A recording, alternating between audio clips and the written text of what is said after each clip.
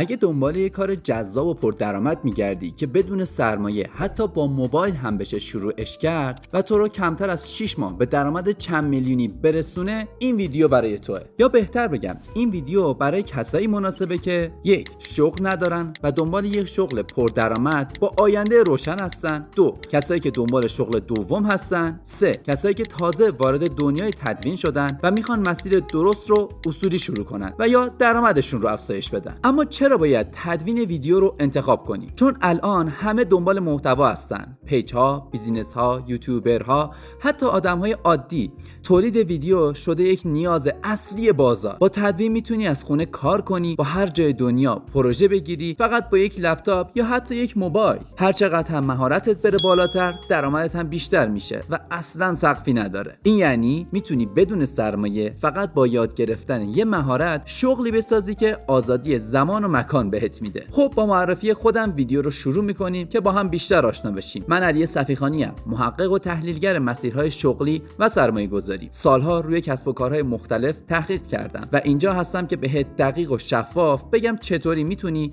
از صفر وارد دنیای تدوین بشی، درآمدت رو افزایش بدی و حتی کسب و کارت رو توسعه بدی. بخش اول، شاخه‌های تدوین. تدوین خیلی گسترده است. از تدوین ساده با موبایل که میتونی همین امروز شروع کنی تا تدوین حرفه‌ای سینمایی مثل سینما 4D و جلوه‌های ویژه. موبایل بهت اجازه میده بدون هزینه سنگین آموزش ببینی و کار کنی، ولی بیشتر مناسب ویدیوهای کوتاه اینستاگرام یا تیک تاک یا مثل این نرم افزارهاست. برای ویدیوهای بلندتر و پیچیده‌تر حتما باید با کامپیوتر و نرم افزارهای حرفه‌ای کار کنی. در بخش دوم به مسیرهای آموزشی میپردازیم، از آموزش اولیه تا آموزش حین کار. اول از آموزش‌های رایگان شروع کن که میتونی از توی یوتیوب یا اینستاگرام این آموزش‌ها رو پیدا بکنی. با یه سرچ ساده میتونی بفهمی باید چه نرم افزارهایی رو بری آموزش ببینی. مثلا برای موبایل اینشات، کپکات و این سبک نرم افزارها که کاربردیان رو باید یاد بگیری و برای سیستم نرم افزارهای مثل پریمیر یا افتر افکت و نرم افزارهای شبیه به اینا رو باید یاد بگیری. و باز هم تکرار میکنم تمام این آموزش‌ها رو باید برای شروع به صورت رایگان در یوتیوب ببینی. اما نکته مهم اینجاست، بعد از یادگیری اولیه وارد مرحله آموزش حین کار شو، یعنی پروژه بگیر و تمرین کن. در حین انجام پروژه مواردی که بلد نیستی رو سرچ کن و یاد بگیر. این مرحله مهمتر از آموزش اولیه هست و همچنین توی این مرحله خلاقیت هم به مرور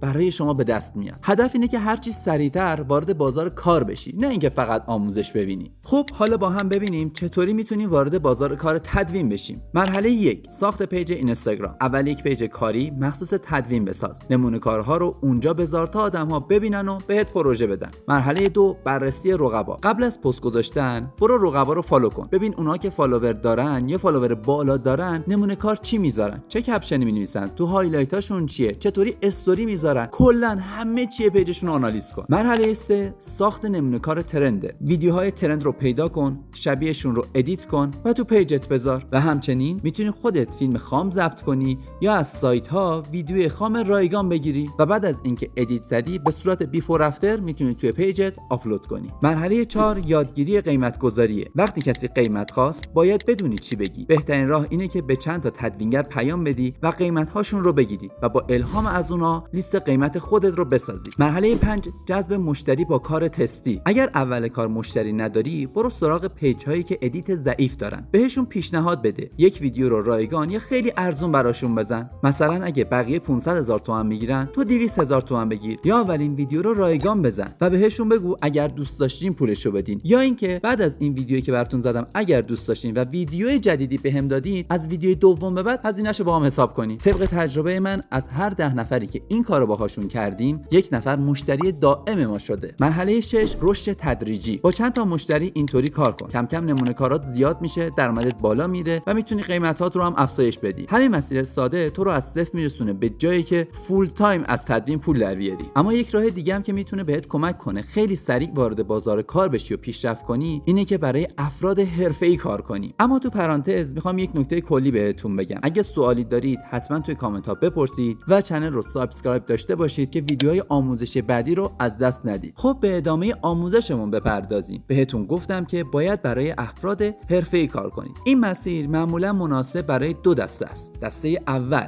کسانی که امکان کار حضوری دارن. این افراد میتونن توی شرکت‌های تولید محتوا یا آژانس‌های تبلیغاتی که معمولاً در کلان شهرها وجود دارن استخدام بشن. مزیت بزرگ این کار اینه که فقط تدوین رو یاد نمیگیرید، خیلی چیزای دیگه هم یاد میگیرید. مثلا میبینی حرفه‌ای‌ها چه دیدی به تدوین دارن، یا وقتی پروژه سخت میشه چطوری تصمیم میگیرن. همچنین مشتری چطور باهاشون صحبت میکنه و اونا چطور جواب میدن، و مدیریت زمان، تحویل پروژه و حتی خلاقیت هاشون رو از نزدیک میبینی. اینجوری لازم نیست آزمون و خطا کنی، چون عملاً آزمون خطای آدمای حرفه‌ای رو دیدی و نسخه نهایی کارشون رو یاد گرفتی. بعد از 1-2 سال راحت میتونی مستقل بشی، چون همه چیز رو تجربه کردی. دسته دوم کسایی هستن که میخوان دورکاری کار کنن. برای کسایی که توی شهرستان‌ها هستن یا دسترسی به شرکت‌های بزرگ ندارن، مسیر متفاوته. اینجا دو راه داری. یک، شروع با پروژه‌های دورکاری حتی با قیمت پایین‌تر. میری سراغ افراد یا شرکت‌های حرفه‌ای و میگی من پروژه رو انجام میدم، فقط هر جا به مشکل خوردم شما راهنماییم کنی. این باعث میشه علاوه بر تجربه تدوین، طرز فکر حرفه‌ای ها رو هم یاد بگیری. دو، شروع با جذب مشتری به قیمت پایین یا حتی رایگان. اینجا هدف اینه که وارد بازار کار بشی. مثلا بگی اولین پروژه رو رایگان یا با هزینه خیلی کم انجام میدم، از پروژه دوم به بعد هزینه دریافت میکنم. این روش کمک میکنه هم نمونه کار بسازی، هم کم کم مشتری ثابت پیدا کنی. اما در مجموع چه کار حضوری باشه چه دورکاری، اصل ماجرا اینه که کنار حرفه‌ای بودن سرعت رشد تو چند برابر میکنه. تو دیگه فقط نرم افزار یاد نمیگیری، بلکه یاد میگیری بازار واقعی چطور کار میکنه، کارفرما چه توقعی داره و چطوری باید باش هماهنگ بشی. و در آخر راه حل افزایش درآمد نامحدود رو میخوام بهتون بگم، ولی چون دیدم خیلی مبحثش زیاده و تایم ویدیو هم ممکنه طولانی بشه،